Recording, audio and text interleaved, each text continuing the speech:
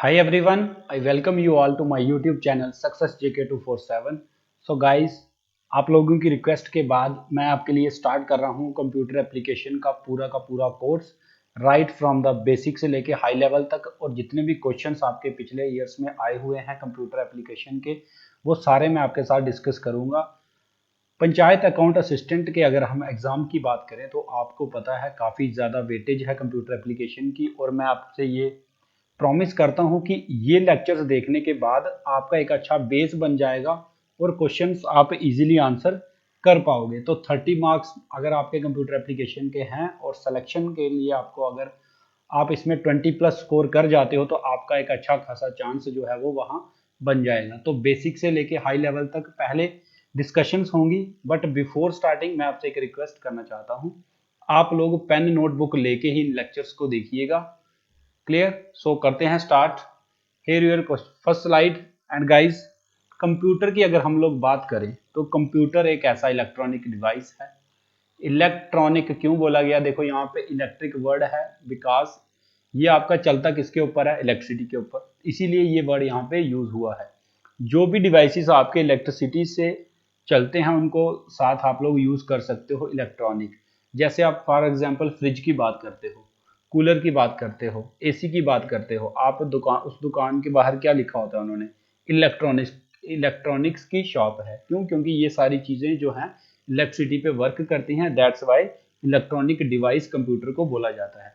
और इसकी बात वैसे तो डेफिनेशन बड़ी सारी बनती है, लेकिन एक जनरल अगर हम डेफिनेशन बताएं तो जो आपका क्या करे, इनपुट ले आपसे कुछ, फिर उसके ऊपर कुछ प्रोसेसिंग करे और आपको क्या दे, जो आपको चाहिए उस तरह की output they. Clear? For example आप मोबाइल यूज करते हो, mobile is a type of computer, समझना पड़ेगा आपको। क्लियर? लैपटॉप हो गया, पीसीज हो गए, ये सारे आपके किसके एग्जाम्पल्स हैं? कंप्यूटर के एग्जाम्पल्स हैं। होता क्या है, मान लो आपने क्या करना है, आपने अपने किसी फ्रेंड से बात करनी है। क्लियर? अब आपका फोन रखा हुआ है मान लो, तो वो डायरेक्ट तो बात करवा नहीं देगा, आपको कुछ ना कुछ उसको इंस्ट्रक्शंस देने पड़ेंगी। आप क्या करोगे, उसका कीपैड खोलोगे, वहां पे उसका फोन नंबर टाइप करोगे, उसको कॉलिंग करोगे। ये आपने अपने डिवाइस को क्या दी? इनपुट। क्या दी? इनपुट। अब वो क्या करेगा, डिजिटली आपके चीजों को प्रोसेसिंग करके आपका वहां तक लिंक अप बनाएगा और आपसे, आपके फ्रेंड से आपकी बात करवाएगा। अब जो बात हो रही है आपकी, वो आपके लिए क्या है? आउटपुट। ये आपने उससे काम करवाना था, उसने करके दे दिया। इनपुट आपने कीपैड पे टाइप करके उसको इंस्ट्रक्शन दे दी, प्रोसेसिंग उसने की, उसने लिंक अप बनाया चैनल और आपकी बात हो गई। सो कंप्यूटर एक ऐसा इलेक्ट्रॉनिक डिवाइस है जो क्या करता है, कुछ इनपुट आपसे लेता है, उसके ऊपर कुछ वर्किंग करता है और आपको क्या देता है? डिजायर्ड आउटपुट देता है। क्लियर? सो पूरा का पूरा बेसिक ये जो फंक्शनल कंपोनेंट्स ऑफ कंप्यूटर का मैंने आपको बनाया हुआ है, ये चार्ट समझोगे तो आपका पूरा बेसिक फंडा क्लियर हो जाएगा कि आखिरकार कंप्यूटर वर्क करता कैसे है और कौन कौन सी चीजें इसमें इन्वॉल्व हैं। एग्जाम्पल, सबसे पहली जो इसमें इंपॉर्टेंट चीज है दैट इज इनपुट डिवाइस। आपके जो इनपुट डिवाइसेस हैं। क्लियर? इनपुट डिवाइस से जो है आपकी इंस्ट्रक्शन कहाँ जाती है? जो आपने देखा होगा, अगर मैं एक कंप्यूटर की बात करूं, पीसी की बात करूं, तो एक डिब्बा सा बड़ा बड़ा सा डिब्बा होता है। क्लियर? इसके अंदर कुछ चीजें ऐड करी हुई होती हैं, ऐसे बटन्स होते हैं, इसके ऊपर डीवीडी राइटर, इस तरह से आपने देखा होगा। यहाँ पे एक स्टार्ट का बटन होता है, बड़ा कहीं भी हो सकता है वो, एक रीस्टार्ट का बटन। तो ये आपका क्या होता है, इसको बोलते हैं सीपीयू। क्या बोलते हैं? सीपीयू। क्लियर? इसके अंदर लगी होती है चीजें, वो बाद में डिस्कस करते हैं। और उसके बाद आता है आपकी आउटपुट, और ये है आपके मेमोरी यूनिट्स। बात को बड़ा ध्यान से समझना। आपने जब कॉल की थी तो इनपुट यूनिट आपका क्या बना था? आपका फोन बना था। क्लियर? प्रोसेसिंग किसने करी थी? आपके मोबाइल ने अंदर क्या करी थी? प्रोसेसिंग। क्लियर? मेमोरी होती है मोबाइल के अंदर, और आपकी अपने फ्रेंड से बात हो गई, वो आपके लिए क्या थी? आउटपुट थी। क्लियर? अब समझो, इनपुट यूनिट का यूज हम लोग क्यों करते हैं, आउटपुट यूनिट हमारे लिए क्यों इंपॉर्टेंट है। बात को बड़े ध्यान से समझना। इनपुट डिवाइस, देखो कंप्यूटर जो है वो आपकी बिना किसी इंस्ट्रक्शन के कुछ भी नहीं करेगा। करता है? घर पे आपने कंप्यूटर रखा हुआ है, लैपटॉप रखा हुआ है, वो कुछ करेगा? नहीं करेगा। आपको कुछ उसको इंस्ट्रक्शंस देनी पड़ती हैं, फिर जाके वो कुछ वर्क करता है। क्लियर? तो इनपुट डिवाइस, अब वो इंग्लिश लैंग्वेज नहीं समझता, वो हिंदी लैंग्वेज नहीं समझता, वो मराठी लैंग्वेज नहीं समझता, हिंदी लैंग्वेज नहीं समझता, तो इसीलिए हम लोगों ने ऐसे डिवाइसेस बनाए जो क्या करे, हमारी जो इंस्ट्रक्शन है उसको कंप्यूटर को समझा सके। क्लियर। अब आपको पता है कंप्यूटर वर्क करता है किसके ऊपर, इलेक्ट्रिसिटी के ऊपर। क्लियर। इलेक्ट्रिसिटी में दो ही चीजें होती हैं, या तो ऑन केस या तो ऑफ केस। क्लियर। अब कंप्यूटर को नहीं पता होता है 1 क्या है, 2 क्या है, 3 क्या है, 4 क्या है। ये किसका काम होता है, उस चीज को कंप्यूटर को समझाने का, सीपीयू को समझाने का, ये काम होता है आपका इनपुट यूनिट का। ऑन होता है और ऑफ होता है। क्लियर। ऑन को हम लोग डिनोट करते हैं 1 से, ऑफ को करते हैं 0 से। और इन दोनों चीज को बोलते क्या है, इनको बोला जाता है बिट। क्या बोला जाता है, बिट। और यही आपके स्मॉलेस्ट यूनिट ऑफ मेमोरी भी होते हैं, स्मॉलेस्ट यूनिट ऑफ मेमोरी। ये चीजें हम आने वाली क्लासेस में डिस्कस करेंगे। अभी के लिए आप इतना समझो कि ऑन और ऑफ पे चलती है। क्लियर। तो अब इनपुट यूनिट, मान लो आपका एक कीबोर्ड है, आपने कीबोर्ड से टाइप किया 1, तो जो आपका सीपीयू है ना, जिसमें प्रोसेसिंग होती है सारी, क्लियर, वो उसको समझ नहीं आती 1 क्या है। अब आपने यहां से 1 टाइप किया, इनपुट डिवाइस का काम होता है वो उस इंस्ट्रक्शन को ऐसी लैंग्वेज में कन्वर्ट करे, 0 1 की फॉर्म में कन्वर्ट करे कि सीपीयू उसको समझ पाए। क्लियर। तो इनपुट डिवाइस का काम क्या हो गया, ये जो आपकी लिखी हुई लैंग्वेज है, इस चीज को यहाँ पे दो चीजें आती हैं, नोट करनी है आपने अपनी नोटबुक पे। एक होता है आपका सोर्स कोड और एक होता है आपका ऑब्जेक्ट कोड। क्लियर। जो आप लिख रहे हो वो क्या है, सोर्स कोड है। क्लियर। आपने लिखा 1 2 3 टाइप किया, ABCD Z, वो सारा सोर्स कोड है। और जो उसमें से कन्वर्ट हुआ कौन करेगा, इनपुट डिवाइस करेगा। कंप्यूटर जो जिस लैंग्वेज को समझ सकता है, क्लियर, उसमें कन्वर्ट करेगा वो कौन करेगा, इनपुट डिवाइस। और जो कन्वर्ट होने के बाद बनेगा वो क्या बनेगा, आपका ऑब्जेक्ट कोड। बात समझ आई। तो मतलब आपने इनपुट डिवाइस में से क्या भेजा, सोर्स कोड। सीपीयू के अंदर वो क्या बन के गया, ऑब्जेक्ट कोड। क्लियर। फिर इसके ऊपर कुछ प्रोसेसिंग होंगी और कुछ रिजल्ट बनेगा। अब वो जो रिजल्ट है वो किसमें है, आपका ऑब्जेक्ट कोड में। अब ह्यूमंस को ऑब्जेक्ट कोड समझ नहीं आते हैं, क्योंकि वो लैंग्वेज सिर्फ कौन समझ सकता है, आपका कंप्यूटर समझ सकता है। तो आउटपुट डिवाइस का ये काम होता है, आउटपुट डिवाइस का ये काम होता है, वो आप फिर से उस लैंग्वेज को किसमें कन्वर्ट करता है, सोर्स कोड में कन्वर्ट करता है, ह्यूमन अंडरस्टैंडेबल लैंग्वेज में कन्वर्ट करता है।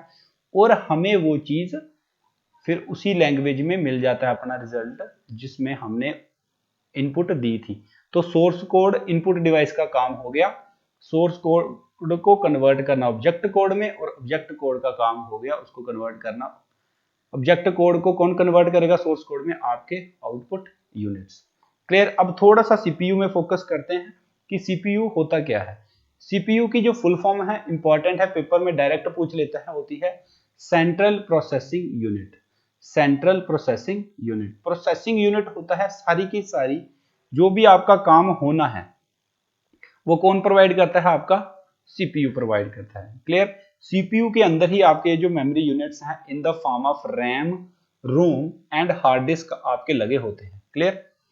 अब मेमोरी का काम देखो, प्रोसेसिंग तो करेगा सीपीयू, मेमोरी का काम क्या है, कोई भी काम होने के लिए कुछ स्पेस चाहिए होती है, कोई जगह चाहिए होती है, वो जगह का काम कौन देता है, वहां पे मेमोरी। क्लियर। जैसे आपको पता होता है मोबाइल की मेमोरी, आपको पता होता है किसी की रैम 2 GB है, 3 GB है, रोम 8 GB है, 16 GB है। क्लियर। तो इस सारी चीज के ऊपर आपकी एप्लीकेशंस वर्क करती हैं। तो जगह कौन प्रोवाइड करेगा, आपका मेमोरी यूनिट। और काम करवाएगा कौन, कौन बताएगा कि क्या काम करना है और कैसे करना है, ये कौन बताता है, आपका सीपीयू। सीपीयू के अंदर डिफरेंट पार्ट्स लगे होते हैं। पहला सबसे पहले लगा होता है एएलयू, जिसकी फुल फॉर्म होती है, मैं आगे डिस्कस करूंगा, अरिथमेटिक लॉजिक यूनिट। क्लियर। हो सके तो नोट अभी से कर लेना। उसके बाद होता है आपका control unit, then your registers. Clear. Arithmetic logic unit, बात समझ लो सीधे सीधे, अरिथमेटिक का मतलब होता है सीधा सीधा मैथमेटिक्स। तो plus minus multiply divide, BODMAS के जितने भी कॉन्सेप्ट्स होते हैं सारा का सारी प्रोसेसिंग कौन देखता है, आपकी ALU, that is arithmetic logic unit. Clear.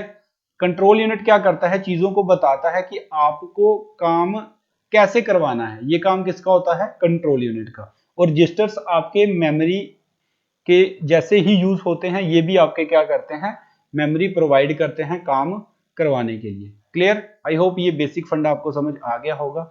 और इसको डिटेल करते हैं। सो गाइज यहाँ पे देखो एएलयू, एएलयू की फुल फॉर्म लिख लेना आप लोग, मैटिक logic unit. Then your control unit है रजिस्टर्स, मैंने बता दिए मेमोरी के तौर पे यूज होते हैं। अब आपको समझ आ गई होगी सोर्स कोड क्या है और ऑब्जेक्ट कोड क्या है। इनपुट डिवाइस आपका कन्वर्ट करता है सोर्स कोड को ऑब्जेक्ट कोड में, और आउटपुट डिवाइस आपका कन्वर्ट करता है ऑब्जेक्ट कोड को सोर्स कोड में। यहाँ पे दो तीन चीजें मैं अभी और डिस्कस करूंगा, बड़े ध्यान से आप लोगों ने समझना है।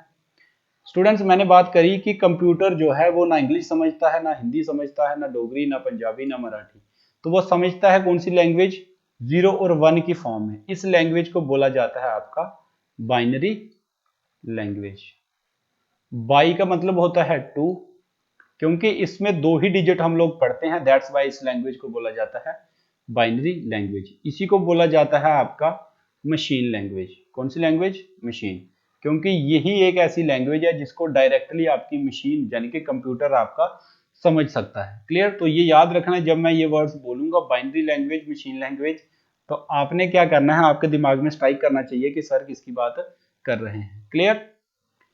और जो हम लोग पढ़ते हैं हम लोग समझ सकते हैं, और इसको एक और नाम क्या दे दिया मैंने, ऑब्जेक्ट कोड, बाइनरी लैंग्वेज को। क्लियर? क्योंकि ये सिर्फ कौन समझ पाता है, आपका कंप्यूटर सिस्टम समझ पाता है। देन जो हम समझ पाते हैं उसको बोलेंगे हम लोग ह्यूमन अंडरस्टैंडेबल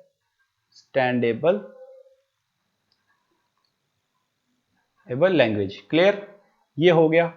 उसके अलावा इसको एक और नाम दिया है हम लोगों ने, हाई लेवल लैंग्वेजेस। ये जब मैं आपको कंप्यूटर की लैंग्वेजेस पढ़ाऊंगा उसमें भी डिस्कस करेंगे, बट एक बेसिक आइडिया आपका आज बन जाना चाहिए ताकि आने वाली क्लासेस को समझने में आपको कोई भी प्रॉब्लम ना हो। क्लियर? और इसी तरह से बाइनरी लैंग्वेज को कौन सी लैंग्वेज बोला जाता है, लो लेवल लैंग्वेज। क्या बोला जाता है, लो लेवल लैंग्वेज। क्लियर?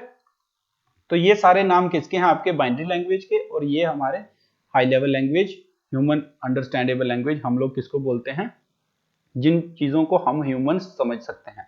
और source code is always written in high level language या फिर ह्यूमन अंडरस्टैंडेबल लैंग्वेज। क्लियर? तो ये सारा का सारा सिस्टम होता है, ये मैंने आपको समझा दिया। इनपुट यूनिट का काम क्या होता है, आउटपुट यूनिट का क्या काम होता है। Clear? So moving to the, अब हम लोग समझेंगे इनपुट डिवाइसेस। क्लियर? मैं आज आपको एक बेसिक आइडिया करवा रहा हूं सभी चीजों का, अगली क्लास से हम लोग चीजों को डिस्कस करेंगे डिटेल में। तो इनपुट डिवाइसेस अब आपको पता चल गया क्या करते हैं। जो हमारी लिखी लैंग्वेज है जिसको हम सोर्स कोड बोलेंगे, उसको कन्वर्ट करते हैं किसमें, ऑब्जेक्ट कोड में। इतना कभी आपने सोचा नहीं होगा, आप लोग टाइप जरूर करते हो, लेकिन आपने कभी ये नहीं सोचा क्या यार ये सीधे मैथिंग डिजिट्स को समझ पाता होगा, 8 को समझ पाता होगा। नो, ये नहीं समझ पाता है, ये सिर्फ अपनी लैंग्वेज समझता है, that is binary language. Clear? Source code को कन्वर्ट करते हैं किसमें, ऑब्जेक्ट कोड में। या एक और चीज बोल सकते हैं, हाई लेवल लैंग्वेजेस को कन्वर्ट करते हैं किसमें, लो लेवल लैंग्वेज में, लो लेवल में। या फिर उसी को बोलते हैं हम लोग मशीन लैंग्वेज में, या फिर बोल सकते हैं उसी को बाइनरी लैंग्वेज में। क्लियर? Binary language. तो इनपुट डिवाइस ये मैं आपको बता देता हूं, ये है आपका mouse, this is web camera. अब देखो माउस क्या करता है, हमें हेल्प करता है हमारी बात सिस्टम तक पहुंचाने के लिए। तो इनपुट डिवाइस है वो सारे डिवाइसेस जो हमारी बात को कंप्यूटर तक पहुंचाने में हमारी हेल्प करते हैं, उन सबको बोलते हैं हम लोग इनपुट डिवाइसेस। ये आपका वेब कैमरा है। वेब कैमरा क्या करता है, आपकी इमेज को कंप्यूटर के अंदर तक पहुंचाता है। किसका काम है, कैमरा का, वेब कैमरा का। तो ये भी इनपुट डिवाइस है। कैमरा आपकी पिक्चर को डिजिटलाइज करता है, अपने आप में लेता है, सिस्टम में लाता है, तो क्या है, इनपुट डिवाइस है। कीबोर्ड से आप लोग इनपुट देते ही हो, आपको पता है।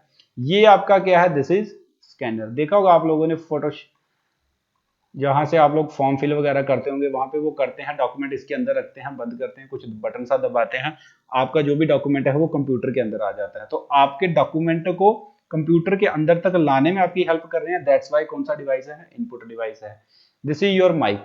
जैसे मैं जिसमें बोल रहा हूं वो भी क्या है, एक माइक। मैं बोल यहां रहा हूं लेकिन आवाज कंप्यूटर में जाके स्टोर हो रही है, क्या है ये, इनपुट डिवाइस। और आप जब इसको सुनोगे, मेरे लेक्चर को जब सुनोगे, तो आप किसके थ्रू सुन रहे हो, स्पीकर के थ्रू सुन रहे हो, तो वो आपका किस में आएगा, आउटपुट डिवाइस में।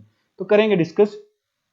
ये जो चीज है this is your pen tab type से ये होता है। एक पेन टैब का मतलब जैसे मैं इसी डिवाइस पे रहा हूँ अपने डिवाइस पे, लेकिन कहाँ लिखा जा रहा है वो आपका स्क्रीन के ऊपर। तो मेरे लिखी हुई चीज को स्क्रीन पे लेके जा रहा है, सिस्टम के अंदर लेके जा रहा है।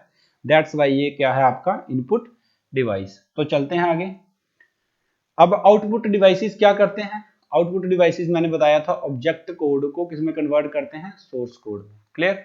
अब जो रिजल्ट बना होता है प्रोसेसिंग के बाद हम उसको नहीं समझ पाते, वो कौन सी लैंग्वेज में होता है आपका, बाइनरी लैंग्वेज में या फिर मशीन लैंग्वेज में। इसको किस में कन्वर्ट करने की जरूरत होती है, हाई लेवल लैंग्वेज में, जो हम लोग समझ सकें। ये काम कौन करता है आपका, output device. Clear. So guys इसमें से आपके ये जो स्पीकर्स हैं आउटपुट डिवाइस है। क्लियर। क्योंकि आवाज को आपको सुनाता है ये। मॉनिटर आपको डिस्प्ले करता है चीजों को, आपका आउटपुट डिवाइस है। क्लियर। कीबोर्ड हम लोगों ने डिस्कस कर लिया था, इनपुट में आएगा। This is your printer. आपके जो आउटपुट है उसको पेपर पे उसकी हार्ड कॉपी निकालने के लिए कौन हेल्प करता है, आपका प्रिंटर हेल्प करता है। तो ये क्या है, आउटपुट डिवाइस है। ये भी एक टाइप का प्रिंटर है। क्लियर। ये जो है ना ये प्रिंटर भी होता है, स्कैनर और प्लॉटर तीनों इसमें वर्क होते हैं। हेडफोन्स आपको आवाज जो सुनाते हैं, क्लियर, कंप्यूटर में से या फोन में से निकाल के कौन सा डिवाइस है, आउटपुट। ये आपका क्या है, वेब कैमरा टाइप है, ये इनपुट में आएगा, पढ़ लिया था हम लोगों ने। ये क्या है, माइक्रोफोन। माइक्रोफोन का काम क्या होता है, ये स्पीकर्स टाइप हैं, तो आप इसको किस में रखोगे, आउटपुट डिवाइस में। क्लियर। वेब कैमरा हम लोगों ने डिस्कस कर लिया था, इनपुट में आता है। आई होप अब आपको इतनी सी बात समझ आ गई होगी कि कंप्यूटर की फंक्शनिंग होती कैसे है, क्या क्या चीजें उसके अंदर चल रही होती हैं सिस्टम के अंदर, कौन कौन से इनपुट डिवाइस हैं, कौन कौन से आउटपुट डिवाइस हैं। क्लियर। सो अब मैं आपको बात करूंगा कि सिस्टम के अंदर दो चीजें हम लोग ज्यादातर डिस्कस करते हैं, दैट इज हार्डवेयर और दूसरा सॉफ्टवेयर। बात को समझना, आज की क्लास में सिर्फ एक बेसिक आइडिया आपको दे रहा हूं उन बच्चों के लिए जिन्होंने कभी भी कंप्यूटर का सब्जेक्ट नहीं पढ़ा है। उन बच्चों को मैं गारंटी देता हूं, आप लोग मेहनत करोगे, इन चीजों को अच्छे से समझोगे तो 20+ स्कोर आप लोग भी कर सकते हो मेरे लेक्चर से। क्लियर।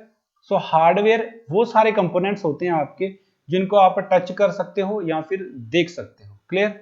तो जो भी चीजें आज तक आपने कंप्यूटर के सामने सामने देखी हुई हैं वो सारी हार्डवेयर में आती है, चाहे वो आपका कीबोर्ड है, चाहे आपका माउस है, चाहे आपकी डिस्प्ले है, चाहे आपका सीपीयू है, कुछ भी है, ये सारी चीजें, वेब कैमरा, सारे किस में आते हैं, हार्डवेयर में। क्लियर। तो ये सारे एग्जांपल्स हैं इसकी, हार्ड डिस्क हो गई, सीपीयू हो गया, रैम हो गई, माउस हो गया, कीबोर्ड, प्रिंटर, सारे के सारे किस में आएंगे, हार्डवेयर में। क्लियर। अब बात करते हैं सॉफ्टवेयर की। इंपॉर्टेंट चीज है, ध्यान से समझना। देखो मैंने बात करी थी कि कंप्यूटर अपने आप से कुछ नहीं करता है। क्लियर। आप उसको कुछ इंस्ट्रक्शन देते हो, वो पहले कन्वर्ट होती हैं आपकी बाइनरी लैंग्वेज में, जिसको सिर्फ कंप्यूटर समझ सकता है, और फिर उस पर कुछ वर्किंग होती है। क्लियर। अब ये जो सॉफ्टवेयर है ना, ये इंपॉर्टेंट चीज है। मान लो आपने एक मोबाइल लिया, क्लियर, आपने उसमें चलानी है, मान लो फेसबुक चलानी है, चलाते हैं सभी।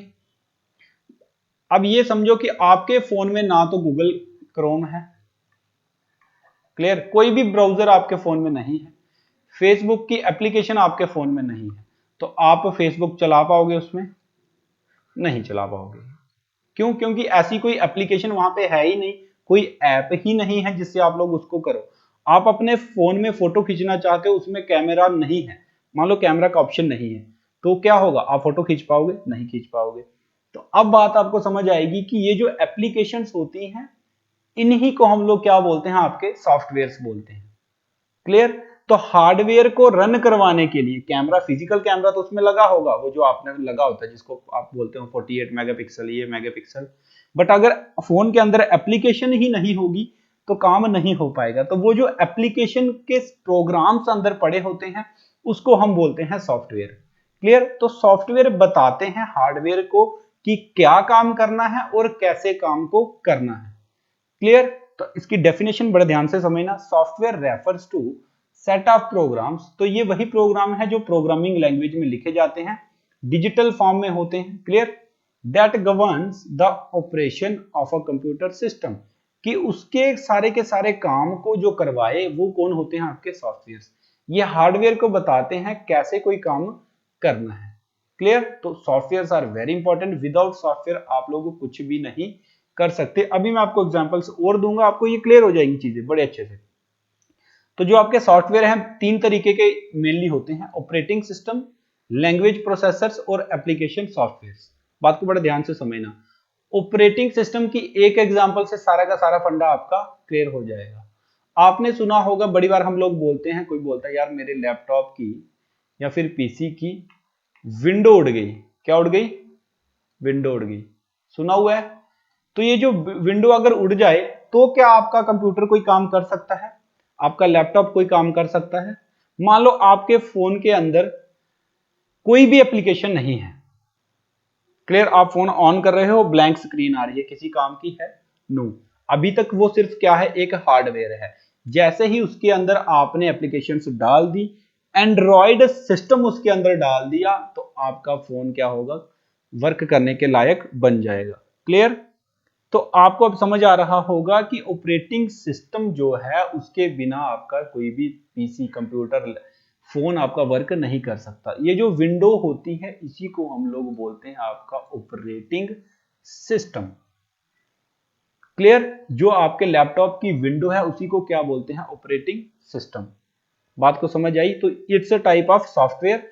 तो इसके अंदर आपकी सारी की सारी चीजें वो सॉफ्टवेयर पड़े होते हैं। जैसे आप फोन मिला रहे हो तो लिख तो आप कुछ और रहे हो, आप लोग 914 कुछ कुछ लिख रहे हो, लेकिन उसको कैसे पता चल जाता है कि फोन मिलाना है, आगे किससे बात करवानी है? तो उसके अंदर क्या पड़ा होता है? आपका ऑपरेटिंग सिस्टम। मोबाइल्स दो तरह के, बेसिकली तीन तरह के आते हैं। फर्स्ट वन, ये उनके ऑपरेटिंग सिस्टम ही है जिनके बेस पे उनको आप लोग कैटेगराइज करते हो। पहला जो आप लोग सारे यूज करते हो maximum, Android. Clear? It's a type of operating system. उसके बाद आपको पता है विंडोज मोबाइल आते थे पहले पहले, अभी भी आते हैं कुछ, जो किस पे वर्क करते हैं? विंडोज पे। क्लियर? ये भी क्या है? एक ऑपरेटिंग सिस्टम है। उसके बाद आपको पता है आईफोन, एप्पल कंपनी के जो आईफोन होते हैं उनका अपना ही एक अलग ऑपरेटिंग सिस्टम होता है। क्लियर? उसको बोलते हैं हम लोग iOS। क्लियर? आपको सुना होगा आप लोगों ने कि इसमें आईफोन से डेटा ट्रांसफर नहीं हो पाता है ना, फोटोज नहीं सेंड हो पाते, ब्लूटूथ कनेक्ट नहीं हो पाता। क्लियर? तो क्यों? क्योंकि उनका जो ऑपरेटिंग सिस्टम है वो अलग अलग है, दैट्स वाई उसमें डाटा कम्युनिकेशन नहीं हो पाती। उन्होंने ऐसे फीचर्स उसमें नहीं दिए हैं। तो ऑपरेटिंग सिस्टम क्या होते हैं? आपके लैपटॉप की जो आपकी विंडो होती है उसी को ऑपरेटिंग सिस्टम हम लोग कहते हैं। तो ये सॉफ्टवेयर का एक काम हो गया। क्लियर? बिना ऑपरेटिंग सिस्टम के तो कोई भी चीज सिर्फ एक ऐसे पड़ी हुई चीज है जिसका कोई भी काम नहीं है। सेकंड टाइप के सॉफ्टवेयर आपके होते हैं लैंग्वेज प्रोसेसर्स। ये मैं बाद में डिस्कस करता हूं। पहले देखो एप्लीकेशन सॉफ्टवेयर। ये जो ऑपरेटिंग सिस्टम है ये हर एक मोबाइल में पड़े होते हैं, हर एक पीसी में पड़े होते हैं। क्लियर? ये इसका होना तो जरूरी है ही है। अब उसके बाद कुछ सॉफ्टवेयर ऐसे होते हैं, मान लो आपने चलाना है व्हाट्सएप, उसके लिए आपको क्या करना पड़ेगा? व्हाट्सएप की एप्लीकेशन को डाउनलोड करना पड़ेगा। क्लियर? तो व्हाट्सएप की एप्लीकेशन को जब आप डाउनलोड करते हो तो आपके पास क्या आ जाता है? आपका व्हाट्सएप का सॉफ्टवेयर, उसी को हम बोलते हैं एप्लीकेशन सॉफ्टवेयर। सो जो स्पेशल पर्पस आपके सॉफ्टवेयर होते हैं उनको हम लोग बोलते हैं आपके एप्लीकेशन सॉफ्टवेयर। क्लियर? जैसे मैं बात करूं एमएस ऑफिस के अंदर डिफरेंट चीजें होती हैं आपकी। एमएस वर्ड हो गया, एमएस एक्सेल हो गया, ये जो मैं यूज कर रहा हूं एमएस पावर पॉइंट हो गया। ये अपना अपने काम के लिए, जैसे इसकी खास बात यह है कि इसमें स्लाइड्स बनती है, अपना अलग काम है तो बोलेंगे एप्लीकेशन सॉफ्टवेयर है। क्लियर? तो जो स्पेशल पर्पस के लिए आप लोग सॉफ्टवेयर को यूज करते हो वो सारे किसमें आते हैं? आपके एप्लीकेशन सॉफ्टवेयर में। अब चलते हैं आपके लैंग्वेज प्रोसेसर्स के ऊपर। देखो स्टूडेंट्स, हमने पहले बात करी थी कि कंप्यूटर डायरेक्ट कोई भी लैंग्वेज को नहीं समझ पाता, ना हिंदी ना इंग्लिश। तो उसको कन्वर्ट करने का काम कौन करते हैं? आपके उन सॉफ्टवेयर को हम लोग बोलते हैं लैंग्वेज प्रोसेसर्स। क्या बोलते हैं? Language processors. अब लैंग्वेज प्रोसेसर्स का काम क्या होगा बताओ? सोर्स कोड को किसमें कन्वर्ट करते हैं? ये ऑब्जेक्ट कोड में। पहला इस तरह से बोल सकते हैं, हाई लेवल लैंग्वेज को कन्वर्ट करते हैं लो लेवल लैंग्वेज में, ऐसे बोल सकते हैं। हाई लेवल लैंग्वेज को कन्वर्ट करते हैं मशीन लैंग्वेज में, ऐसा बोल सकते हैं। क्लियर हो रही है चीजें? आसान लग रही होंगी अब। क्लियर? तो अब देखते हैं लैंग्वेजेस प्रोसेसर के बारे में डिस्कस करेंगे आगे। उससे पहले एक फ्लो चार्ट बनाते हैं और हार्डवेयर सॉफ्टवेयर ह्यूमन यूजर और कंप्यूटर्स किस तरह से आपके वर्क करते हैं वो चीजें हम लोग देखते हैं। तो देखो फ्लो चार्ट क्या है, आप जो है आप अपने एंड पे यूजर हो, आप क्या करते हो, आप किसी एप्लीकेशन को चलाते हो, आपको कोई मतलब नहीं है ऑपरेटिंग सिस्टम क्या कर रहा है और सॉफ्टवेयर क्या कर रहे हैं, कौन क्या कर रहा है। आपने क्या किया, फोन उठाया, एप्लीकेशन व्हाट्सएप खोली, अपना काम करते रहे। तो आप जो है डायरेक्ट किससे लिंक्ड हो, एप्लीकेशन सॉफ्टवेयर से। क्लियर। अब एप्लीकेशन सॉफ्टवेयर किसके बेसिस पे काम कर रहा है, ऑपरेटिंग सिस्टम के बेस के ऊपर। क्लियर। और ऑपरेटिंग सिस्टम किसके अंदर पड़ा होता है, आपका हार्डवेयर के अंदर। तो बात को बड़े ध्यान से समझना, हार्डवेयर में आएगा आपका पीसी, आपका लैपटॉप। अब लैपटॉप के अंदर क्या पड़ा हुआ है, सबसे पहले विंडोज, जिसको हम लोग क्या बोलते हैं, आपका operating system. Clear. Operating system के बाद आपके पास क्या है, सर्टेन एप्लीकेशंस हैं। क्लियर। मान लो इसमें आप लोगों ने यूज कर रहे हो व्हाट्सएप या फिर कुछ भी MS ऑफिस यूज कर रहे हो। क्लियर। ऑपरेटिंग सिस्टम के अंदर क्या है, सॉफ्टवेयर्स हैं, और ये सॉफ्टवेयर कौन यूज कर रहे हैं, हम लोग। क्लियर। तो ये एक पूरी की पूरी इस तरह की चेन होती है, इस तरह से फंक्शनिंग आपकी चलती है। क्लियर। हार्डवेयर के अंदर बिना ऑपरेटिंग सिस्टम के हार्डवेयर जीरो है, कोई वैल्यू नहीं है। इसके अंदर ऑपरेटिंग सिस्टम डलता है, जिसको जो विंडो हो सकती है, एक आपका एंड्रॉइड ऑपरेटिंग सिस्टम हो सकता है, आपका iOS हो सकता है एप्पल वालों का, जो अलग से उन्होंने बनाया हुआ है अपना। क्लियर। एप्लीकेशन सॉफ्टवेयर में किसी भी तरह की एप्लीकेशन, आपकी व्हाट्सएप, फेसबुक, आपका टिंडर, आपका ट्विटर, कुछ भी है। क्लियर। तो ह्यूमन यूजर्स हम लोग यूज करते हैं direct application software, they are associated with operating system and operating system is uploaded on the hardware. Clear. तो चलते हैं नेक्स्ट, लैंग्वेज प्रोसेसर्स। वर्किंग आपको पता चल गई है, इन्होंने क्या करना होता है, कन्वर्ट करना होता है किसको, हाई लेवल लैंग्वेज को लो लेवल लैंग्वेज में। क्लियर। तो तीन तरह के ये मेनली होते हैं, first one is assembler, then interpreter, then compiler. काम आपको इनका समझ आ गया, कन्वर्ट ही करना है इन्होंने हाई लेवल लैंग्वेज को किसमें, लो लेवल लैंग्वेज में। तो सबसे पहले बात करते हैं असेंबलर की। ये क्या करता है, आपका असेंबली लैंग्वेज को किसमें कन्वर्ट करता है, मशीन लैंग्वेज। तो स्टूडेंट्स, हाई लेवल और लो लेवल के बीच में कुछ लैंग्वेजेस स्टार्टिंग में हम लोगों ने डिस्कवर करी थी, जिनको हमने यूज करा था, डेवलप करी थी, उनको बोलते थे मिड लेवल लैंग्वेज। उसी में से आपकी एक लैंग्वेज है, दैट इज असेंबली लैंग्वेज। और असेंबली लैंग्वेज को मशीन लैंग्वेज में कन्वर्ट करने के लिए हम लोग यूज करते थे सॉफ्टवेयर का, that was named as assembler. Clear. Assemble इसलिए बोला क्योंकि कौन सी लैंग्वेज उसको बोला था हमने, असेंबली लैंग्वेज। यहाँ पे एक चीज नोट करनी है आप लोगों ने, पेपर में पूछता है दैट निमोनिक्स, एम इसमें साइलेंट होता है, निमोनिक्स आपके कौन सी लैंग्वेज से एसोसिएटेड है, तो आपने उसका आंसर लगाना है assembly language. Clear. So students, I hope आपको चीजें बड़ी आसान लग रही होंगी, चीजें समझ आ रही होंगी।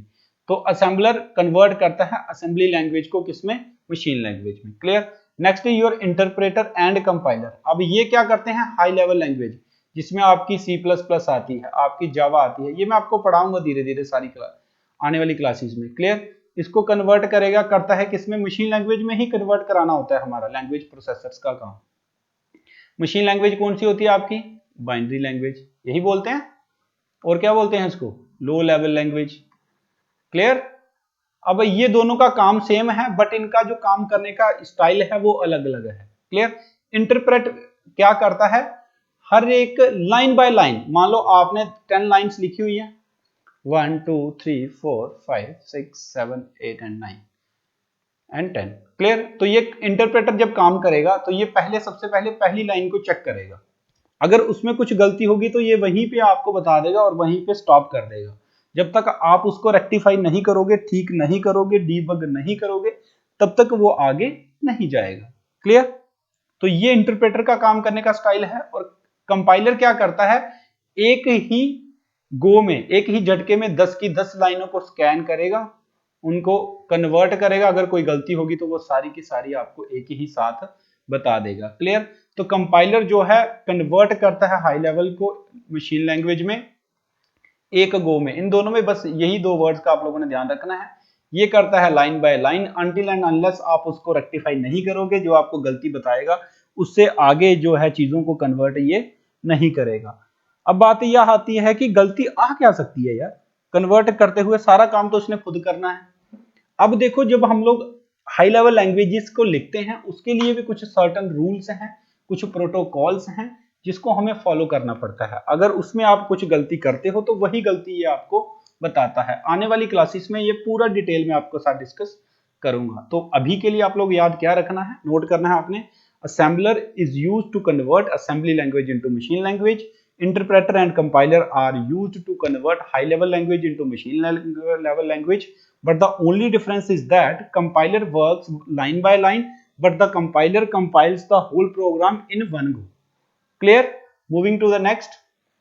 So students, generations of computer का टॉपिक थोड़ा बोरिंग सा टॉपिक है। इसमें से मैं आपको मेन चीजें आपको बता दूंगा जो आपकी पेपर एग्जाम में पूछी जाती हैं। क्लियर? जिन चीजों को मैं यहाँ अंडरलाइन करूंगा, जब मैं आपको इसकी पीडीएफ प्रोवाइड करूंगा तो आपने वहां से आपको पता चल जाएगा, मार्क हुए होंगे कि कौन सी चीजें इसमें से इंपॉर्टेंट है। तो फर्स्ट जनरेशन की जो टाइमिंग है आप लोग लर्न कर लेना, 1940 से लेके 1956। वैसे ये एग्जाम में आजकल नहीं पूछते हैं क्योंकि इस पे थोड़ी सी कंट्रोवर्सी रहती है, एक साल ऊपर नीचे हुआ रहता है। क्लियर?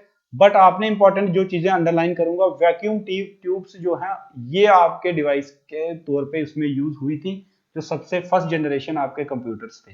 तो क्वेश्चन आपसे सिर्फ यही पूछेगा इसमें से कि vacuum tubes were used in which of the following generation of computers, तो आपने आंसर लगा देना है फर्स्ट जनरेशन। क्लियर?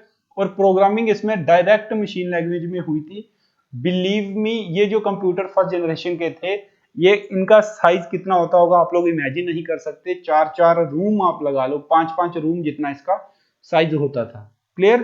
तो बड़ी मुश्किल थी। इसमें जो बने थे आपके कंप्यूटर्स उनके नाम ये हैं, ENIAC, ENIAC। इनकी फुल फॉर्म आप सभी ने लर्न करनी है, इसके लिए अलग से भी मैंने एक बनाई हुई है एब्रीविएशन वाली, बट यहीं से आप लोग इनको लर्न करना स्टार्ट कर दें। खास बात ये थी कोई इनपुट डिवाइस नहीं था। Clear? Control panel with switches, इस तरह की चीजें यूज हुई थी, तो ये ज्यादा जरूरी नहीं है। मैग्नेटिक ड्रम्स की प्रॉपर्टीज में याद रखना आप लोग। और ये जो कंप्यूटर्स थे ये इतनी हीट प्रोड्यूस करते थे कि इनको कूलिंग सिस्टम की जरूरत पड़ती थी। अब आप सोचो 4 रूम की गर्मी कितनी होगी और कितनी इसको एसी चाहिए होते होंगे इसको ठंडा करने के लिए। तो हुआ क्या, डे बाय डे चेंजेस आते गए, चीजों का साइज कम होता गया, कंप्यूटर की स्पीड बढ़ती गई, मेमोरी यूनिट्स इसमें जो फर्स्ट जनरेशन कंप्यूटर था इसमें सेव करने वाला सिस्टम कोई नहीं था। क्लियर? तो धीरे धीरे ये सेव करने वाले मेमोरीज आपकी बनती गई। सेकेंड जनरेशन की टाइमिंग 1956 से लेके 63 के आसपास रही है। वैक्यूम ट्यूब्स की जगह क्या यूज करना शुरू कर दिया हम लोगों ने, ट्रांजिस्टर्स। क्लियर? इंपॉर्टेंट है, यही पूछेगा पेपर में। Transistors were used in which of the following generations, तो आपने आंसर टिक करना है second generation of computers. Clear? तो ट्रांजिस्टर्स ने रिप्लेस कर दिया था इसमें वैक्यूम ट्यूब्स को, थोड़ा सा उससे थोड़ा सा साइज कम हो गया था। क्लियर? उससे कम हीट प्रोड्यूस करते थे, कम इलेक्ट्रिसिटी लेते थे, मतलब हर एक मामले में ये क्या हुआ, कुछ ना कुछ चेंजेस लाते गए। अब उसमें देखा था आपने सिर्फ और सिर्फ मशीन लैंग्वेज यूज करी थी। सेकेंड जनरेशन में आपकी कौन सी लैंग्वेज इंट्रोड्यूस हो गई, असेंबली लैंग्वेज, जो हमने अभी अभी पढ़ी है। तो क्वेश्चन आपने टिक करके रख लेना है, that assembly language is the language of which of the following generations. तो राइट आंसर क्या रहेगा आपका, second generation. Clear? So moving to the next question, next part of the next generation of the computer. Third generation important generation थी, काफी ज्यादा changes आ गए थे और कंप्यूटर का साइज जो है वो नॉर्मल होना स्टार्ट हो गया था। बट ट्रांजिस्टर्स को रिप्लेस किया गया किससे, इंटीग्रेटेड चिप्स से, जिसको क्या, इंटीग्रेटेड सर्किट से, जिसको बोलते हैं IC. Clear? IC were used in third generation of computer, replacing what, transistors. Transistors को रिप्लेस करके क्या इंट्रोड्यूस हो गया, आपके इंटीग्रेटेड सर्किट, जिसको शॉर्ट फॉर्म बोलते हैं आईसी। पेपर में ये भी पूछ सकता है वो। क्लियर? तो ये इसके बारे में कुछ उन्होंने बताया हुआ है, आप लोग इसको रीड कर लेना, एग्जाम में इसमें से कुछ नहीं आएगा आपको। क्लियर? बस चेंजेस क्या हो गए, पहले वाले से और साइज कम हो गया, सेकंड जनरेशन से भी कम हो गया, फास्टर हो गए। क्लियर? तो एफिशिएंसी बढ़ती ही गई day by day. So next आपका क्या हुआ, इसमें थर्ड जनरेशन में ही आपकी हाई लेवल लैंग्वेजेस हम लोगों ने इंट्रोड्यूस कर दी थी। क्लियर? सेकंड जनरेशन में आपकी आई थी mid level language, that was assembly language, और third high level third generation में हाई लेवल लैंग्वेजेस भी आपकी साथ के साथ हम लोगों ने यूज करना स्टार्ट कर दी थी। ये कुछ उस सीरीज के नाम हैं, पेपर में नहीं पूछता है तो कोई ज्यादा जरूरत है नहीं। कीबोर्ड और प्रिंटर्स का यूज फर्स्ट टाइम हो रहा था as a input and output device. Clear. Then 1971 से लेके अभी तक आपकी फोर्थ जनरेशन अभी भी वर्किंग है, फिफ्थ भी स्टार्ट हो गई है, वैसे ये भी यूज हो रही है। तो यहाँ पे किसने रिप्लेस कर दिया आईसीज को? माइक्रो प्रोसेसर ने। तो जब नंबर ऑफ आईसीज, बहुत सारे आईसीज को हमने एक ही सर्किट के ऊपर, सर्किट बोर्ड के ऊपर इंटीग्रेट कर दिया, तो उसको हमने नाम दे दिया किसका? माइक्रो प्रोसेसर का। और याद रखने वाली बात ये है, ये जो आपके इंटीग्रेटेड सर्किट या फिर आपके माइक्रो प्रोसेसर्स होते हैं, ये किस एलिमेंट से बने होते हैं? एक सेमीकंडक्टर से बनते हैं, ये सेमीकंडक्टर। क्लियर। अब सेमीकंडक्टर आपका टॉपिक बड़ा लंबा हो जाएगा, शॉर्ट बता देता हूं। पढ़े होंगे आपने, तीन तरह के सब्सटेंसेस होते हैं इन द रिगार्डिंग आपके कंडक्टिविटी, कि करंट को वो अपने में से पास होने देंगे या नहीं होने देंगे। जैसे आपके मेटल्स होते थे, मेटल्स आपके कंडक्टर में आते हैं, कंडक्ट कर लेते हैं, नॉन मेटल नहीं करते हैं करंट को। लेकिन कुछ ऐसे होते हैं जो कुछ अमाउंट ऑफ करंट को अपने में से पास होने देते हैं और कुछ को रोक लेने देते हैं। क्लियर। तो इसमें ये बनती किससे है? इंपॉर्टेंट क्वेश्चन है, पेपर में आता है। सिलिकॉन। सिलिकॉन आपका एक सेमीकंडक्टर होता है, मेटलॉइड की प्रॉपर्टीज को शो करता है, मेटल्स और नॉन मेटल्स की। ज्यादा डिटेल में नहीं जाएंगे यहाँ पे इसके बारे में। और आपकी जो फोर्थ जनरेशन में हुआ क्या था, हाई लेवल लैंग्वेजेस आपकी डेवलप हो गई थी, यूज हमने करी थी, थर्ड में भी करी थी, इसमें और आपकी हो गई, ज्यादा स्पीड बढ़ गई, साइज कम हो गया, तेज हो गए, रिलायबिलिटी बढ़ गई, स्टोरेज कैपेसिटी, हर एक चीज इसमें क्या हो गया? इंक्रीज हो गया। Clear. Hard disk fourth generation में आ गई थी आपकी, डीवीडी हो गई, सीडी हो गई, फ्लैश ड्राइव्स, ये सारी की सारी चीजें। फिफ्थ जनरेशन की सबसे खास बात की आर्टिफिशियल इंटेलिजेंस आपकी इंट्रोड्यूस हो गई। तो आर्टिफिशियल इंटेलिजेंस होती क्या है? मतलब आप समझना कि आर्टिफिशियल इंटेलिजेंस, कंप्यूटर को इस लायक बनाया गया। आपने सुना होगा कंप्यूटर को समटाइम्स हम लोग गधा बोल देते हैं, क्यों? क्योंकि वो अपने दिमाग से कुछ नहीं कर पाता, उसकी इंटेलिजेंस होती नहीं है। बट टेक्नोलॉजी के साथ साथ हमने कुछ हद तक उसको इंटेलिजेंस देने की कोशिश करी। फॉर एग्जाम्पल, आप बैंक में जाते हो, आप अपनी पासबुक प्रिंट करनी होती है, आपने देखा होगा पासबुक को प्रिंट करने की एक वहां पे मशीन लगी होती है, वो आपने बटन दबाया, वो खुद बोलती है, क्या बोलती है?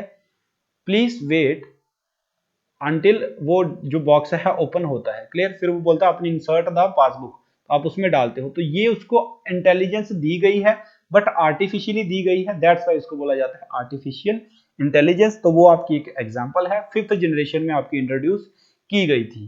क्लियर।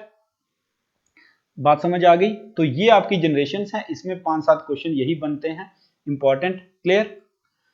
सो अब आपके टाइप्स ऑफ कंप्यूटर्स हैं। क्लियर। तो टाइप ऑफ कंप्यूटर्स आप लोग इसको मैं आपको बता देता हूं, इंपॉर्टेंट चीजें क्या क्या हैं इसमें, पेपर में क्या क्या आता है। तो पर्पस वाइज स्पेशल पर्पस और general purpose. Clear. Special purpose आपके आगे जैसे रेलवे के जो सिस्टम है, मान लो वो सिर्फ हम लोग रिजर्वेशन के लिए यूज कर रहे हैं। क्लियर। तो वो एक कौन सा स्पेशल पर्पस कंप्यूटर बन गया। वेदर फोरकास्टिंग के ऑफिस में जो लगे होते हैं सिस्टम, वो सिर्फ उसी के लिए यूज होते हैं, तो बोलेंगे उसमें आएंगे। क्लियर। जनरल पर्पस जो हम लोग हमने घर पे रखे होते हैं, हम कोई भी उसमें यूज कर लेते हैं, उसका गेम खेल लेते हैं, पावर पॉइंट बना लेते हैं, हर काम कर लेते हैं, तो वो किस में आते हैं? आपके जनरल पर्पस। इसमें से पेपर में क्वेश्चन नहीं बनता इन दोनों में से। क्लियर।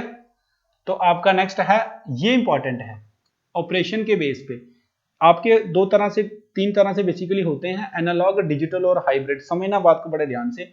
एनालॉग कंप्यूटर्स उनको बोला जाता है जो आपके फिजिकल क्वांटिटीज के ऊपर चलते हैं।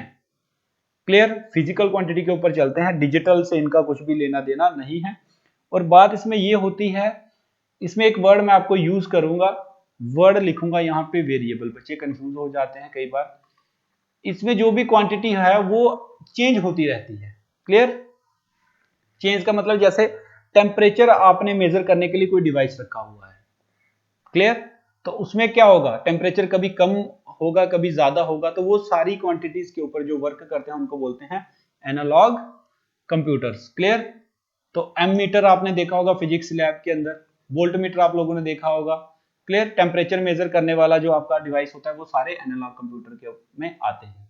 क्लियर। एक और बेस्ट एग्जांपल देता हूं, आपने गाड़ी का स्पीडोमीटर देखा होगा, स्पीडोमीटर आज वाला नहीं, डिजिटल वाला नहीं, जो पहले जिसमें वो रिम सा घूमता था, नंबरिंग होती थी, पहले वो घूमेगा, सबसे राइट साइड वाला घूमता था, जब उसके ऊपर 9 वैल्यू आगे 9 से फिर 0 हो जाता था और एक वैल्यू का इंक्रीमेंट उसमें हो जाता था। क्लियर। तो वो डिस्टेंस को मेजर करता है, तो वेरिएबल चेंज हो रहा है टाइम टू टाइम, इसलिए किसमें आएगा, एनालॉग कंप्यूटर में। डिजिटल कंप्यूटर्स जो आपके डिसकंटिन्यूस डेटा के ऊपर वर्क करते हैं 0 की 1 फॉर्म में, जो हम लोग यूज करते हैं, दीज आर डिजिटल कंप्यूटर्स। और हाइब्रिड कंप्यूटर आपके वो कंप्यूटर जिसमें दोनों का कॉम्बिनेशन आपका लगा होता है। क्लियर। आप लोगों की बेस्ट एग्जांपल रहेगी इसमें ईसीजी, आपकी अल्ट्रासाउंड, कॉम्बिनेशन समझना। डिजिटल कंप्यूटर लगा होता है जिसके ऊपर आपका प्रिंटर के थ्रू वो रिपोर्ट निकालते हैं, बट आपका जो फोटोग्राफ है, जो डिवाइस से किससे क्लिक करते हैं, वो आपका कौन सा आएगा, आपका एनालॉग डिवाइस में आएगा। क्लियर। इनके दोनों के कॉम्बिनेशन से ही आपका अल्ट्रासाउंड पॉसिबल हो पाती है, that's why it is known as hybrid computer, उसको पूरा का पूरा सिस्टम को बोलेंगे। क्लियर। ईसीजी भी सेम एग्जांपल है। उसके बाद कॉन्फ़िगरेशन वाइज मेमोरी के बेस पे किसकी कम मेमोरी होगी, किसकी ज्यादा होगी। क्लियर। उसी हिसाब से भी हम लोग इसको फर्दर डिवाइड करते हैं। First one is embedded computers. तो बेस्ट एग्जांपल एम्बेडेड कंप्यूटर्स वो होते हैं जिसमें एक ही बार आपने उसके प्रोग्राम को डिजाइन किया, जब जब वो उसको काम करने को बोलोगे तो वो वैसा ही काम करेगा। छोटी सी एग्जांपल लेते हैं, फैन के अंदर ऐसी प्रोग्रामिंग करके उसमें उसको इंटीग्रेटेड चिप के ऊपर बना देते हैं, सिस्टम उसके अंदर डाल देते हैं, जब जब आप उसको इलेक्ट्रिसिटी देते हो वो एक काम करता है, क्या करता है, रोटेट करना शुरू करता है। क्लियर। कभी भी अपना काम चेंज नहीं करेगा, आपने एक बार उसमें डेटा डाल दिया, बात खत्म, वही वर्क वो सारी अपने होल लाइफ स्पैन के अंदर करेगा। क्लियर। नेक्स्ट होते हैं आपके पर्सनल या फिर डेस्कटॉप कंप्यूटर्स। इन्हीं कंप्यूटर्स को हम लोग माइक्रो कंप्यूटर्स भी बोलते हैं, और जिनके पास कौन सा प्रोसेसर होता है, सिंगल प्रोसेसर, एक ही प्रोसेसर होगा, जो आप लोग यूज करते हैं जनरली घरों में, वो सारे किस में आते हैं, पर्सनल और डेस्कटॉप कंप्यूटर्स में। इन्हीं को माइक्रो कंप्यूटर्स भी हम लोग बोलते हैं। देन मिड रेंज और मिनी कंप्यूटर्स, पढ़ लेना, इसकी डेफिनेशन एग्जाम में नहीं पूछता है तो मैं नहीं कराऊंगा इसको।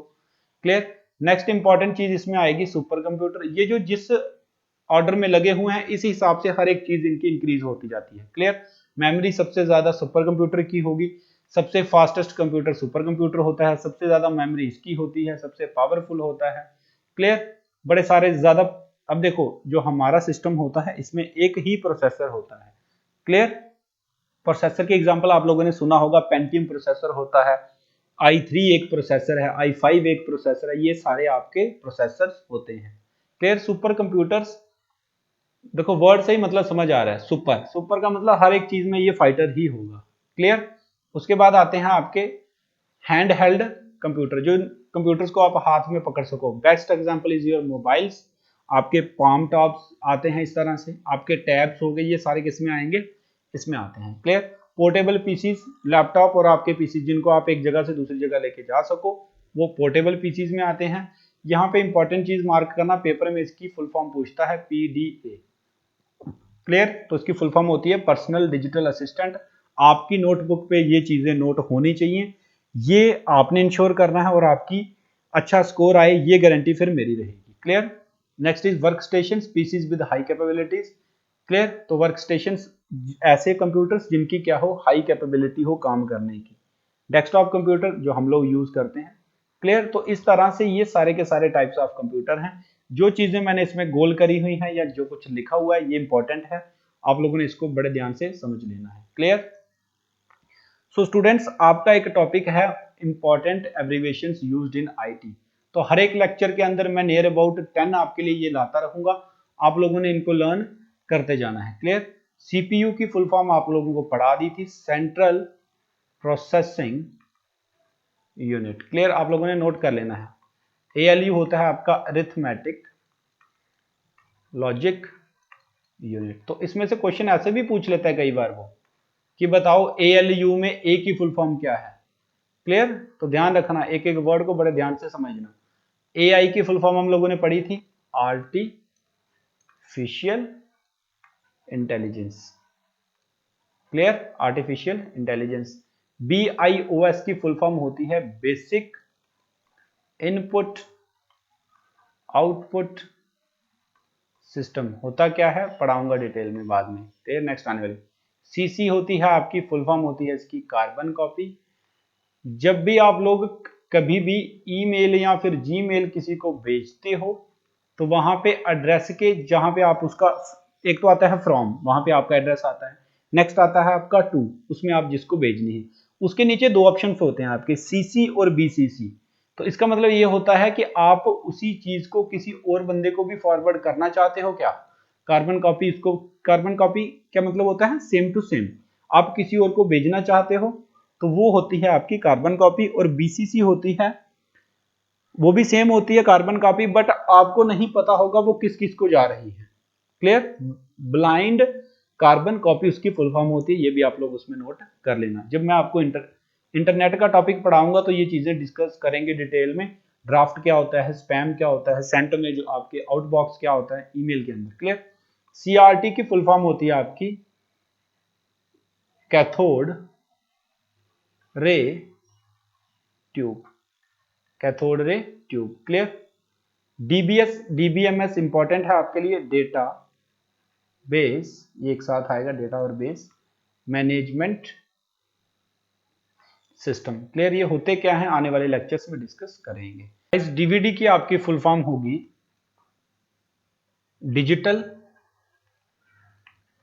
वर्सेटाइल डिस्क, या फिर इसको इस तरह से बोल देते हैं कई बार, डिजिटल वीडियो डिस्क। क्लियर, तो दोनों में से कोई भी हो आपके, दोनों राइट होंगे। नेक्स्ट आपका होता है DOS, that is disk operating system. Clear, तो आपने देखा होगा जब कभी आप अपना लैपटॉप ऑन करते हो या पीसी को ऑन करते हो तो स्टार्टिंग में एक ब्लैंक सी स्क्रीन ब्लैक कलर की आपकी अपीयर होती है, उसके बाद ही आपका ऑपरेटिंग सिस्टम आपको शो होना स्टार्ट होता है।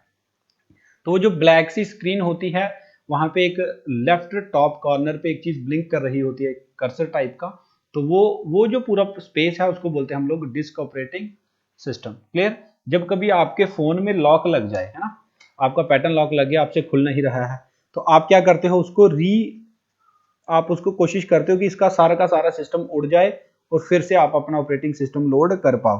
तो उसके लिए आप वो जो बटन प्रेस करते हो लेफ्ट साइड वाला, मोबाइल के सेंटर वाला एक साथ, फिर आपका वो खुलता है ना, तो वही आपका डिस्क ऑपरेटिंग सिस्टम होता है। क्लियर, सो अब आपके लिए कुछ इंपॉर्टेंट क्वेश्चंस हैं, वीडियो देखते हुए आपको मैं टाइमर दे रहा हूं, आप लोगों ने उसके आंसर्स कमेंट बॉक्स में टाइप करके बताने हैं। क्लियर, फिर साथ साथ में मैं भी आपके साथ डिस्कस करता जाऊंगा। Here your question number 1, question is saying IC is made up of, तो आपने बताना है जो आपका आईसी जिसकी फुल फॉर्म हमने डिस्कस करी थी, that was integrated circuit. Clear, तो आप लोग अपना आंसर टाइप करिए कमेंट बॉक्स में।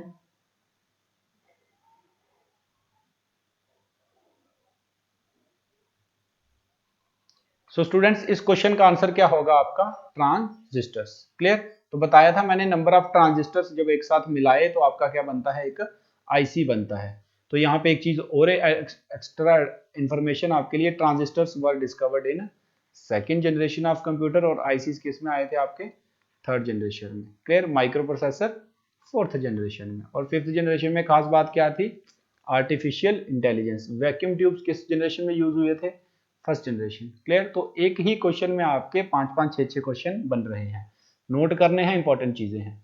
Next is first generation computers used dash language, ये भी चीज हम लोगों ने डिस्कस करी थी जब जनरेशन ऑफ कंप्यूटर में मैंने मेन मेन चीजें अंडरलाइन करी थी। तो देखो, करो आंसर।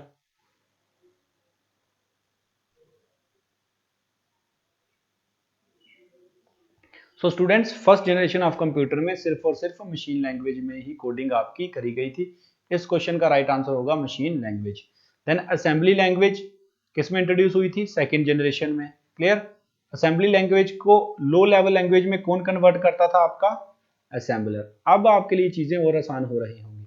अब अगर एग्जाम में आपका इसमें से कोई क्वेश्चन आ गया ना, तो 5 सेकंड के अंदर आपको क्लिक करेगा right answer. Clear, next question is saying which of the following refers to the fastest, biggest and most expensive computer. So these are your options, notebooks, PCs, laptops or supercomputer. करिए answer.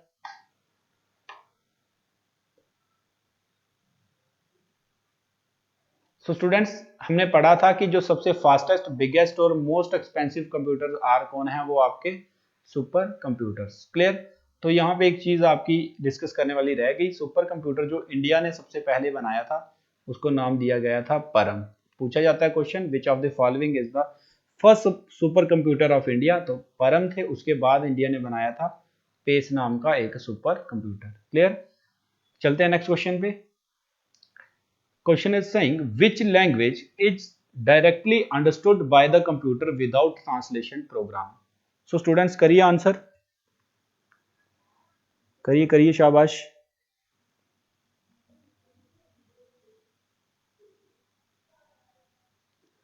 So guys, मैंने आपको बताया था कि computer directly हमारी language को नहीं समझ पाता, उसके लिए हमें किसको कन्वर्ट करना पड़ता है, उसको मशीन लैंग्वेज में। क्लियर। जिसको हम लोग और कौन सी लैंग्वेज बोलते हैं, बाइनरी लैंग्वेज।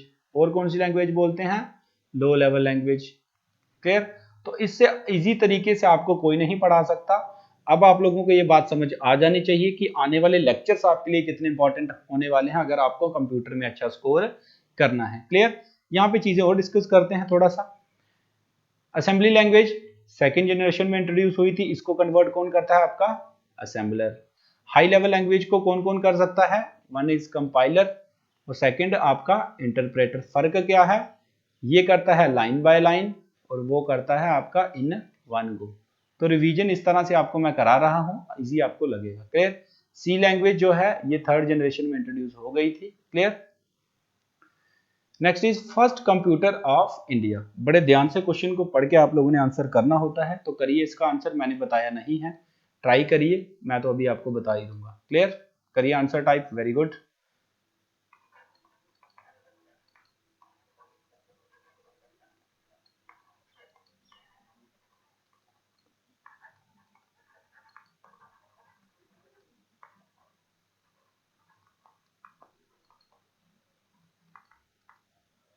सो गाइज, इस क्वेश्चन का राइट आंसर होगा आपका सिद्धार्थ। क्लियर। अगर आपसे पूछे फर्स्ट कंप्यूटर ऑफ इंडिया तो आपने आंसर करना है सिद्धार्थ, और अगर आपसे पूछे first super computer of India तो इसका आंसर आपने क्या करना है, जो मैंने ऑलरेडी आपसे डिस्कस करा हुआ है, दैट इज परम।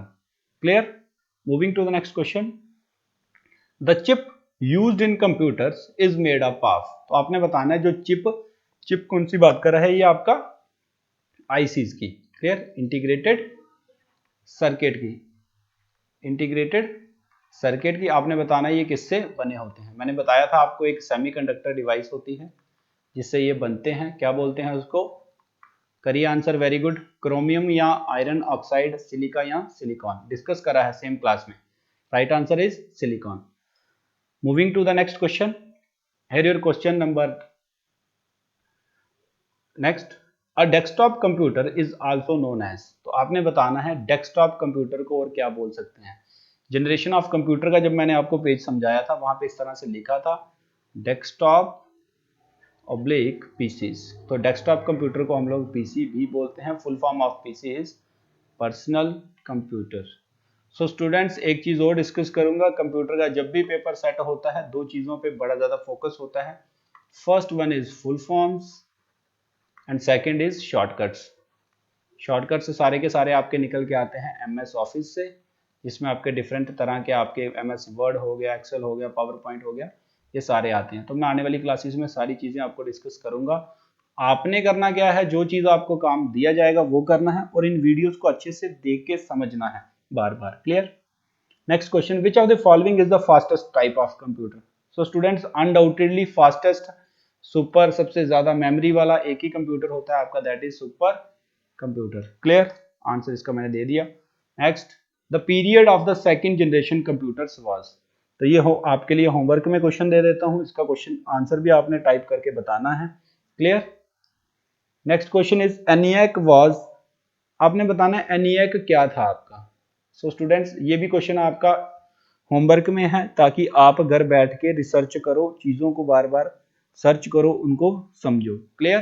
तो जो चार्ट मैंने आपको दिया था जनरेशंस का, उसमें सामने सामने इसके बारे में लिखा हुआ होगा, वहां से आप लोग इसको करके आंसर टाइप कर देना। Next question, which of the following is brain of computer. So student करिए इसका आंसर, सिंपल क्वेश्चन है। तो आप खुद सोचिए, जब हमने डिस्कस करा था कंपोनेंट्स ऑफ कंप्यूटर, एक तो उसमें इनपुट डिवाइस थे, उसके बाद आपका सीपीयू था, उसके बाद आपके आउटपुट यूनिट्स थे। अब आप खुद सोचो, दिमाग सोचने का काम कौन करता है इनमें से? मैंने बताया था सीपीयू के दो पार्ट होते हैं, एएलयू अरिथमेटिक लॉजिक यूनिट और कंट्रोल यूनिट। तो सोचने का सारा काम कौन करता है? दिमाग वाला काम सीपीयू। दैट्स वाई सीपीयू को बोला जाता है आपका brain of the computer. Important है, याद रखना। Next is C in CPU denotes. तो स्टूडेंट्स, ये क्वेश्चन जितना आसान है उतना ही मुश्किल भी है। मैं आपको वजह बता देता हूँ। सीपीयू में ज्यादातर बच्चे इसका आंसर क्या टिक करके आ जाते हैं? कॉमन। या फिर उनको लगता है कंप्यूटर का पेपर है तो चलो यार कंप्यूटर ही मार्क कर देते हैं। ऐसा बिल्कुल भी नहीं होता। आपको पहले फुल फॉर्म आनी चाहिए। तो सीपीयू की फुल फॉर्म क्या होती है? Central processing unit. तो इस क्वेश्चन का राइट आंसर अब आपको पता चल गया होगा। क्लियर? कमेंट बॉक्स में हर क्वेश्चन का आंसर आपने टाइप करना है। Clear? Next question is VLSI were used in which generation for the first time? So students, VLSI की बात करें, पहले इसकी फुल फॉर्म बता देता हूं आपको। VLSI इसका फुल फॉर्म होता है very large scale integrated chips. Clear? तो ये जो चिप है, ये वही चिप है आपकी आईसी वाली। तो जब मैंने बताया था नंबर ऑफ चिप्स को आपने एक साथ इकट्ठा करके एक जगह बना दिया, उसको बोला गया very large scale integrated chips. और उसी को एक नाम करके क्या दे दिया हमने? एक ही नाम करके जो फोर्थ जनरेशन में आपके यूज हुए थे वो थे आपके माइक्रो प्रोसेसर्स। एग्जाम्पल के तौर पे मैंने आपको बताया था i3 आपका प्रोसेसर है, i5 आपका प्रोसेसर है, पेंटियम आपका प्रोसेसर है, ड्यूल कोर आपका प्रोसेसर है। ये सारे नाम आपको याद होने चाहिए। तो it was introduce for the first time in the fourth generation of the computer. Clear? So thanks guys, I hope ये क्लास आपको मजेदार लगी होगी, अच्छी लगी होगी। सो अब आपने करना क्या है, जेकेएसएसबी के जितने भी एस्पिरेंट्स आपके पास हैं या फिर बैंक के एस्पिरेंट हैं जिसमें भी कंप्यूटर अवेयरनेस आपका पूछा जाता है, कंप्यूटर चाहे अवेयरनेस हो चाहे कंप्यूटर एप्लीकेशन हो, क्लियर, तो इसमें सारे की सारे लेक्चर्स में डिस्कस करूंगा, तो उनसे आपने ये शेयर करना है। क्लियर? आप हमें फॉलो कर सकते हो सोशल मीडिया हैंडल्स पे, इसके लिंक आपको डिस्क्रिप्शन बॉक्स में मैं दे दूंगा। क्लियर? तो व्हाट्सएप ग्रुप में जुड़ने के लिए आप इस नंबर पे मेरे को एक बार पिंग कर देना, सर ऐड मी, और साथ में ये बता देना कि कौन सा आप लोग प्रेपरेशन कर रहे हो। सो थैंक्स गाइस पूरी वीडियो देखने के लिए। Thank you so much. God bless you all.